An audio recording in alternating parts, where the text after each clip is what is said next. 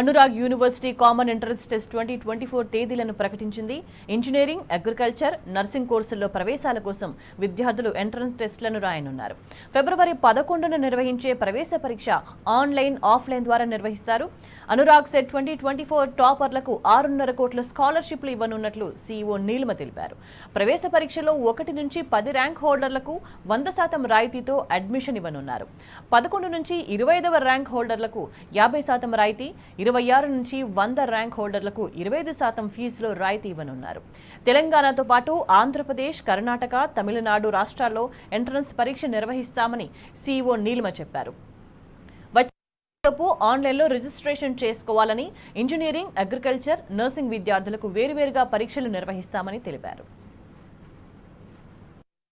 Conference organise చేయటం జరిగింది.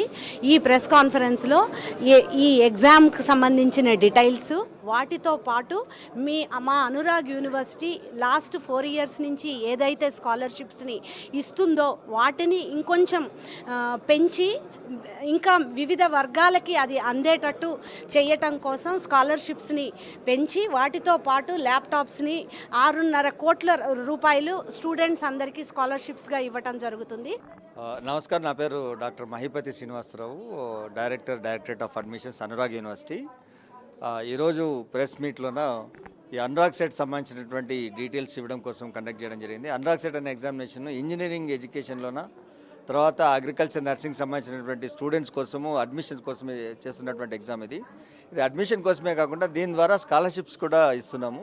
ఇప్పుడు ఉదాహరణకి 1 to 10 ర్యాంక్ వచ్చినటువంటి వాళ్ళకి 100% ఫీ కన్సెషన్స్ ఇస్తున్నాము. అదేవిధంగా 11 to 25 వచ్చినటువంటి వాళ్ళకి 50%, 26 నుంచి 100 వచ్చినటువంటి వాళ్ళకి 25% కన్సెషన్స్ ఇస్తున్నాం. వీటితో పాటు ఏంటంటే ఫస్ట్ 500 అడ్మిషన్స్ ఎవరైతే అనురాగ్ సెట్లో రాసినటువంటి వాళ్ళకి ల్యాప్టాప్స్ కూడా ఇవ్వడం జరుగుతుంది. ఇవి ఎగ్జామ్ అనేది ఆన్లైన్ ఉంటుంది, ఆఫ్లైన్ ఉంటుంది. ఎగ్జామ్ 11th రోజు ఆన్లైన్ కండక్ట్ చేస్తున్నాము. ఎవరైతే పూర్గా ఉండి బాగా ఉన్నటువంటి వాళ్ళు ఎవరైతే ఉంటారో వాళ్ళందరూ కూడా ఈ యొక్క అవకాశాన్ని సద్వినియోగం చేసుకోవచ్చు.